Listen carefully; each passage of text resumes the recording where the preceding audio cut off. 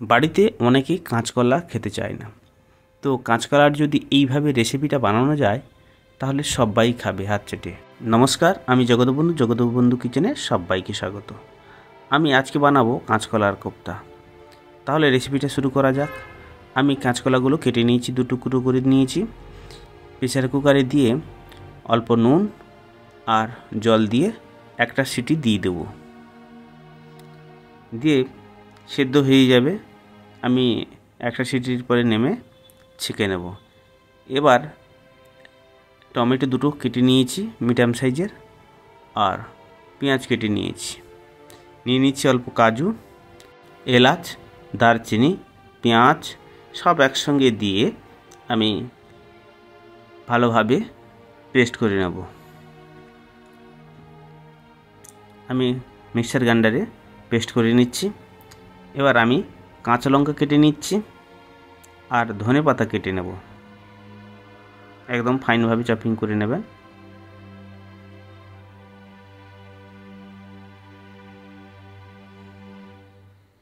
আমি ধনেপাতাগুলোকে ভালোভাবে ধুয়ে কেটে নিচ্ছি, কেননা ধনেপাতার মধ্যে অনেক সময় বালি টালি থেকে থাকতে পারে, ভালোভাবে অবশ্যই দেবেন। এবার আদাকে ছাড়িয়ে ভালোভাবে কুচি করে নিয়েছি। আমি যে ছেঁকে রেখেছিলাম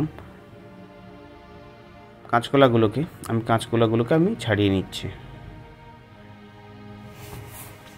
কাঁচকলাগুলো গরম এখনও আছে, তো আমি ধনেপাতা, আদা, কাঁচা লঙ্কা একসঙ্গে ভালোভাবে মাখিয়ে নেব। এবার দিয়ে দিচ্ছি বেসন। আমি এখানে 50 গ্রামের মতন বেসন ব্যবহার করেছি।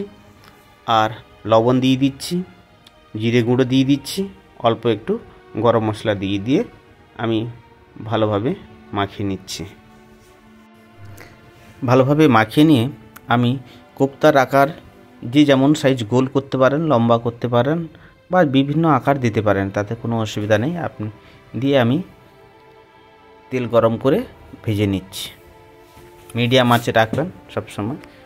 কোপ্তাগুলো ভাজা হয়ে গেছে, এবার তুলে নিচ্ছি। দেখুন কত সুন্দরভাবে কোপ্তাগুলো ভাজা হয়ে গেছে। এবার ফ্রাই প্যানের তেলটা আমি কমিয়ে নিয়ে অল্প তেল নিয়েছি, জিরা ফোড়ন দিয়ে এবার দিয়ে দিচ্ছি আদা রসুন বাটা দিয়ে একটু নাড়াচাড়া করে নেব। দিয়ে একটু আদা রসুনের গ্যাসটা যতক্ষণ না ছাড়ে ততক্ষণ আমি একটু নাড়াচাড়া করে নেব। এবার দিয়ে দিচ্ছি হলুদ গুঁড়ো, দিয়ে দেবো লঙ্কা গুঁড়ো, আর দিয়ে দিচ্ছি ধনে গুঁড়ো আর জিরে গুঁড়ো। এবার আমি পেঁয়াজ, টমেটো, কাজু, দারচিনি, এলাচ, জিরা একসঙ্গে পেস্ট করেছিলাম সেটা দিয়ে দিলাম। দিয়ে ভালোভাবে নাড়াচাড়া করে আমি কষতে থাকবো। মশলাটা ভালোভাবে যতক্ষণ না পাকছে ততক্ষণ আমি কষতে থাকবো। যতক্ষণ না তেল ছাড়ছে ততক্ষণ আমি ভালোভাবে কষতে থাকবো। এবার অল্প একটু জল দিলাম, দিয়ে ভালোভাবে গ্রেভিটাকে আমি ফুটিয়ে নেব। এবার লবণ দিয়ে দিয়েছি, চিনি দিয়ে দিয়েছি, দিয়ে গ্রেভিটা ভালোভাবে ফুটিয়ে নেব। আমি গ্রেভিটা ভালোভাবে ফুটে গেছে, দিয়ে দিচ্ছি আমি কোপ্তাগুলো। এবার কোপ্তার সঙ্গে ফুটে গেছে, দিয়ে দিচ্ছি কাসুরি মেথি অল্প। যে কাসুরি মেথিটা ছিল সেই কাসুরি মেথি আমি শুকনো খোলায় ভেজে রেখেছিলাম, দিয়ে গুঁড়ো করে রেখেছিলাম, সেটা দিয়ে দিয়েছি। ঘি আর গরম মশলা গুঁড়ো দিয়ে তরকারিটি নামিয়ে ফেলবেন। ব্যাস, এবার রেডি হয়ে গেছে। আজকের ভিডিও এই পর্যন্ত।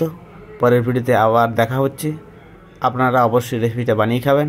চ্যানেলটিকে অবশ্যই সাবস্ক্রাইব করবেন, আপনাদের কাছে অনুরোধ। আর হ্যাঁ, অবশ্যই লাইক শেয়ার করবেন। আর ভিডিওটি শেষ পর্যন্ত দেখার জন্য অসংখ্য ধন্যবাদ। সবাই সুস্থ থাকুন, ভালো থাকুন।